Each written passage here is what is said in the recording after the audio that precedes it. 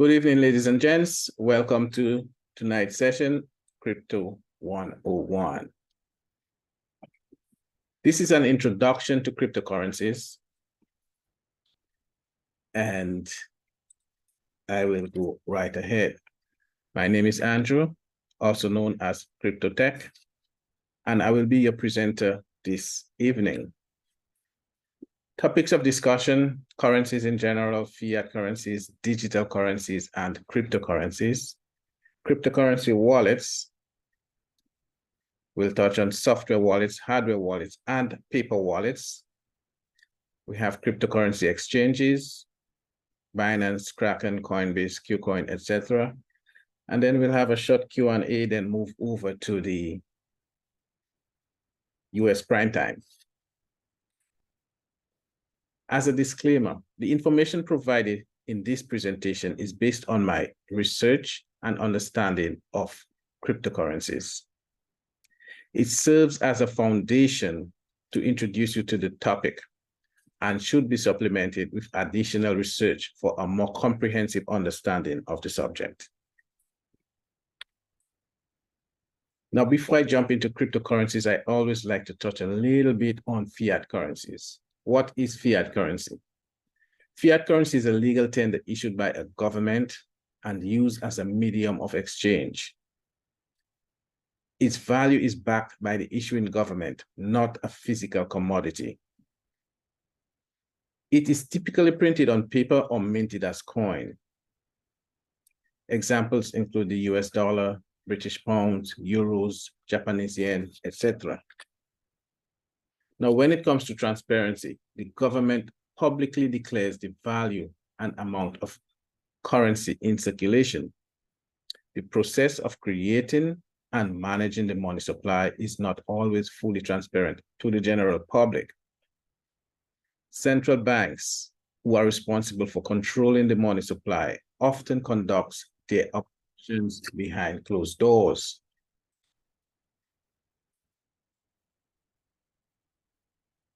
Now, with cryptocurrency and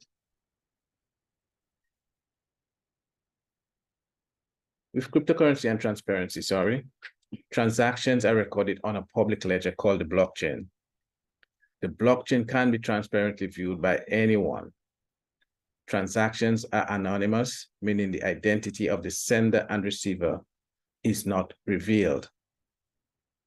However, some projects may have a more centralized structure, making it less transparent to the general public. Now, in conclusion, both fiat currency and digital currencies have some level of transparency. Cryptocurrencies has the potential to be more transparent due to the use of blockchain technology and the ability for anyone to view the transactions on the public ledger. The level of transparency can vary among different projects. This here illustrates the US dollar over 100 years, from 1913 to 2013. We could see that the US dollar lost about 95% of its purchasing power. So you have to pay 95% more for something that you would have bought in 1913. A loaf of bread probably could be a good example. It was 1 cent, half a cent, $1. 2 cents probably back in those days. Today, a loaf of bread is $1, $5. It depends on what type of bread you want, okay? And it's not just the US dollar. It is for most of the world's reserve currencies: US dollar, euros, Japanese yen, British pounds, Chinese yen, and the Canadian dollar. They all lost about 80% of their purchasing power versus gold in just 20 years.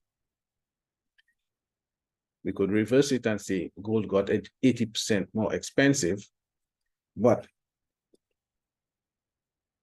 this is in direct relation to inflation.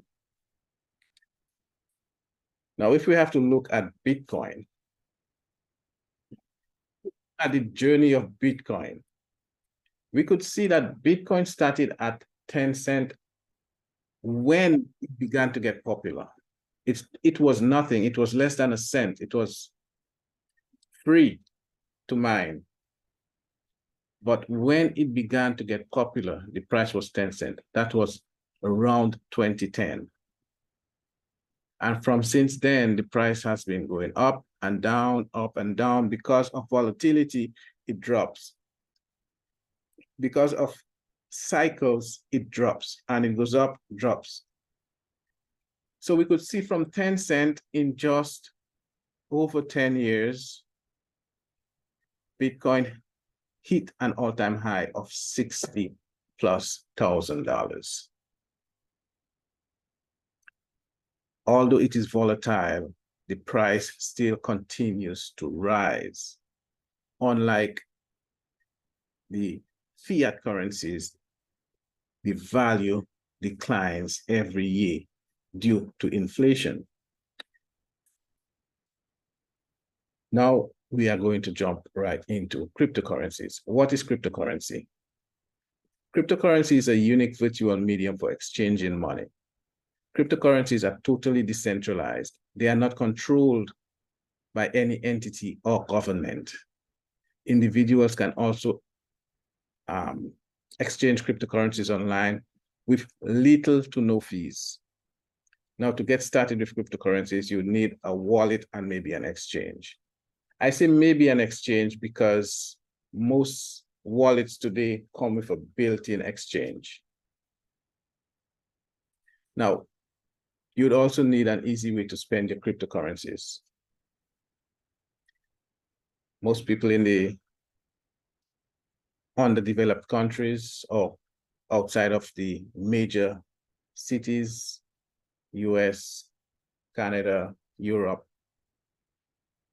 a bank account, international, that has access to a Visa card, that could be advisable. Now, a few of those cards are Wise, Revolut, Nexo, Ultimo. They all have their pros and cons. You have to research the one that best suits you, and then you could use it. You also might want to hold your cryptocurrency and not spend it. A term born in the crypto age, hodl. You could hodl onto your cryptocurrencies, and you have some places that could help you do that. Exchanges like Binance, Kraken, KuCoin, most of those gives you the option to hold your coins and save it. Nexo is like a crypto bank also, I would say, that gives you the option to save your cryptocurrency in there and gain interest. It's like you're not using it, you want it to make extra money for you. Some of the wallets does that, Nexo does that. It have a host of exchanges that does that also, okay?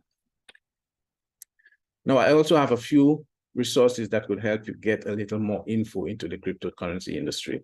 CoinMarketCap, CoinGecko, and your financialfreedom.biz. If we look at CoinMarketCap.com, it is just a website that lists thousands, tens of thousands of cryptocurrencies and tokens.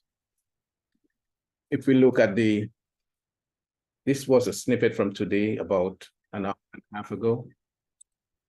This is Bitcoin, $34,800, almost $34,900, $35,000.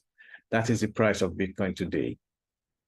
You also have Ethereum or Ether. You could see in the last 7 days what they did, in the last 24 hours, what they did, in the last hour, what they did, okay? Then CoinGecko.com is not unlike CoinMarketCap, more or less the same thing. You could see I copied this one a little later, and it is at $34,900. But they display more or less the same thing. There are two options you have. I sometimes like using CoinGecko for one reason. If I click on Bitcoin and I want to say buy 0.01 Bitcoin, I could see how much that would cost me. $349 at the current price. You could also, at a glance, choose the maximum spread of Bitcoin from the beginning when they started to list it on this website. And you could see from 2014 or a little before that. And you could look at the bottom here and you could also see that the value of Bitcoin in the last hour, 24 hours, 7 days, 14 days, 30 days, and in the last year. You could also look at the right-hand side of the screen. You have the current price, the high and lows of today, the high and lows of the last 7 days, and the all-time high and the all-time low of Bitcoin that is recorded and shows since June 6, 2013, when they started monitoring Bitcoin. It has done 51,440% increase. Okay, so when they started looking at it down here, it was less than $1, and now it is $34,000, almost 35. So that's 51,000% in just over 10 years versus 20 years of fiat currencies, 80% down. So you could say, I am okay with regular fiat currency, but I still need to put something in gold, crypto, or whatever that seems to be going up while the dollar value decreases. Then we have your financialfreedom.biz. That's a website that I put together with everything that I do that is making me money, and explain to the people by putting videos on there. So I have 2 videos on this page, cryptocurrency page. One of them explaining what is Bitcoin and the other explaining what is Ethereum. Okay. Now, briefly, what is Bitcoin? In October of 2008, a white paper was released under an alias Satoshi Nakamoto, and that was the birth of Bitcoin. Bitcoin is a decentralized digital currency that operates on a peer-to-peer network. It is decentralized, meaning no government or bank controls it. The underlying technology of Bitcoin, which is blockchain, has the potential use case in various industries such as supply chain management, digital identity, and a lot more. Now, Bitcoin is unique in that there are a finite number of them, only 21 million, and there will never be any more. Now we have also what is Ethereum. This video also explains what is Ethereum in detail for you in just under 20 minutes. In brief, the Ethereum project was launched, or was officially launched, in a white paper in late 2013. Ethereum was launched in July of 2015. Well, sorry, the Ethereum project was officially proposed, not launched. It was launched in July of 2015 by Vitalik Buterin, a programmer and co-founder of the Bitcoin magazine.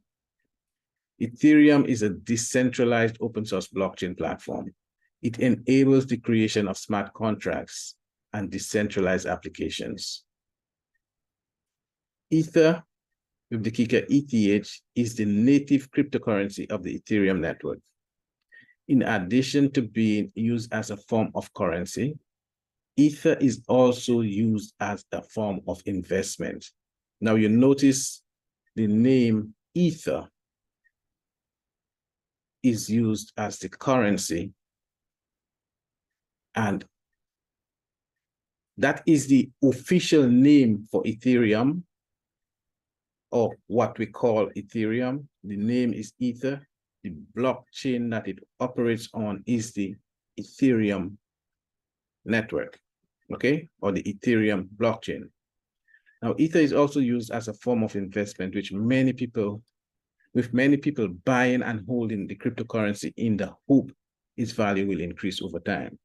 Now, that is true for a lot of other cryptocurrencies, Bitcoin, and a host of other cryptocurrencies out there, okay? Now, let's talk about cryptocurrency wallets. What is a cryptocurrency wallet?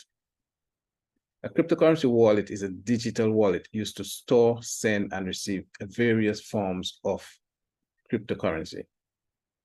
These wallets are a unique set of digital keys to secure and manage transactions on the blockchain network. Types of cryptocurrency wallets include software wallets. Now, a software wallet can be further subdivided into desktop, mobile, and web-based wallets. We also have hardware wallets. These are physical devices that store the user's private keys offline.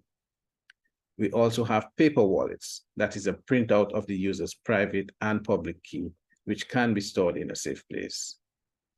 Now, each type of wallet has its own sets of pros and cons.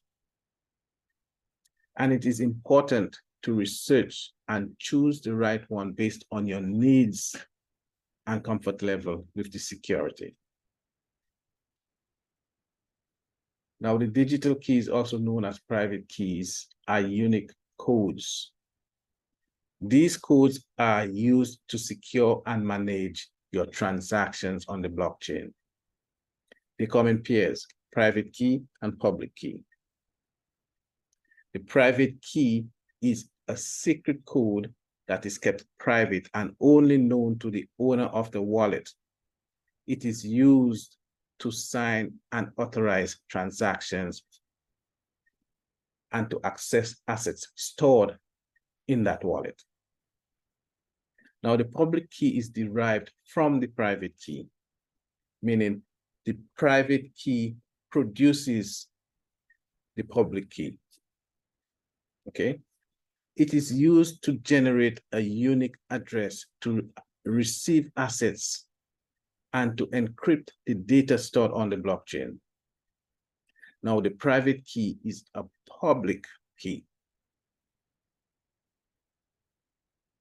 The private key and public key are linked through complex mathematical algorithms, which ensures that the private key is the only way to access the assets stored in that wallet.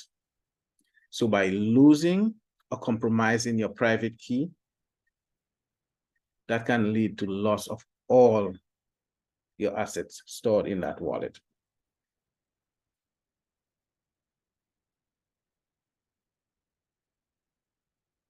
I will get back to that a little later. So we are going to go over the wallet's pros and cons. Software wallets.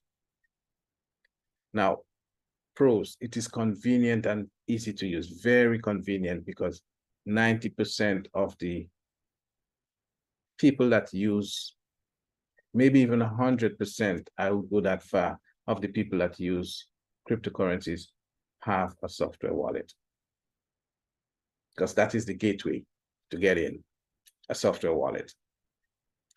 It can be accessed from anywhere with internet access. Many software wallets offers additional features such as built-in exchanges. Like mentioned earlier, you could have an exchange or you could use a wallet that comes with a built-in exchange, like the software wallets. Cons, it is less secure as they are vulnerable to hacking and malware. If the device or computer is lost or stolen, so is the wallet.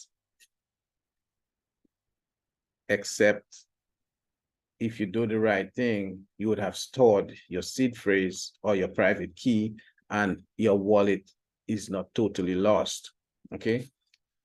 We could see below the screen here, there's a few examples of software wallets: the Trust Wallet, the TronLink wallet, the Exodus wallet, and the MetaMask wallet. These are all examples of software wallets. Now, moving on to hardware wallets, the pros and cons. Pros, extremely secure as private keys are stored offline. Can be a good option for storing large amount of cryptocurrencies. Some hardware wallets are also able to support multiple cryptocurrencies. Back in the early days when hardware wallets just started to come out, and may still be true, they only supported a few cryptocurrencies like Ethereum, Bitcoin, and voila. Okay? But today, a lot of those hardware wallets support a host of cryptocurrencies. Now, cons, your hardware wallet can be lost or stolen, just like a software wallet. Not as convenient as a software wallet. You will need to connect to the internet via an app on your mobile device or on your computer with a cable. And that is how you would interact with your wallet. Now, in that case, you will not be able to send or complete a transaction without the hardware wallet or without an internet connection with that. This device could either connect via Bluetooth to your cell phone or your computer, okay? Then we have the paper wallets, pros and cons. Private keys are also stored offline. Physical copies can be stored in a secure location, and it can be a good option for long-term storage. Long-term storage, they're saying it's good for long-term storage, not for large amount of crypto. Cons, not as convenient as a software wallet because you don't have full access to it. You could view the transactions on the blockchain. You can look at the address, the public address on the blockchain and see the balance of it. But when you are ready to transfer it out, you would need to activate it somewhere on a software wallet by using a private key or the secret phrase, okay? Now, it's not recommended for regular use or for storage of large amounts of cryptocurrencies.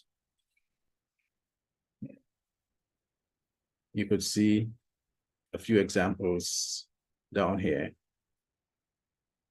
You have in green, the shared public key of a Bitcoin address, and on the right, a secret private key of the Bitcoin address.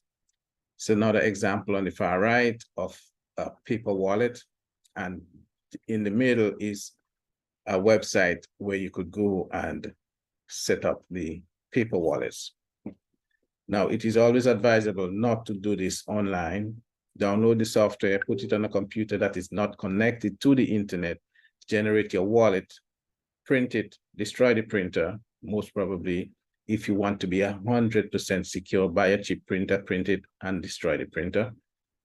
Because printers do store information. You send it to print, but there is some sort of storage on the printer. And if someone was smart enough to get that, then they could have access to everything that you printed on that printer, okay? Yeah, cheap $50 printers, you buy one, print, destroy it. Now, in summary, it is important to keep in mind that different wallets can have different features and properties. It is crucial to consider your own needs and preferences when choosing a wallet. Be aware of the risk and take the necessary measures to secure your wallet. Now, one of the most important, if not the most important things about your cryptocurrency wallets is security. Security is a critical aspect of cryptocurrency wallets as they store valuable assets in the forms of cryptocurrency. Some common security measures that can be used to protect your cryptocurrency wallets. Two-factor authentication. most, if not all, exchanges would require two-factor authentication. Your software wallets, you can enable two-factor authentication.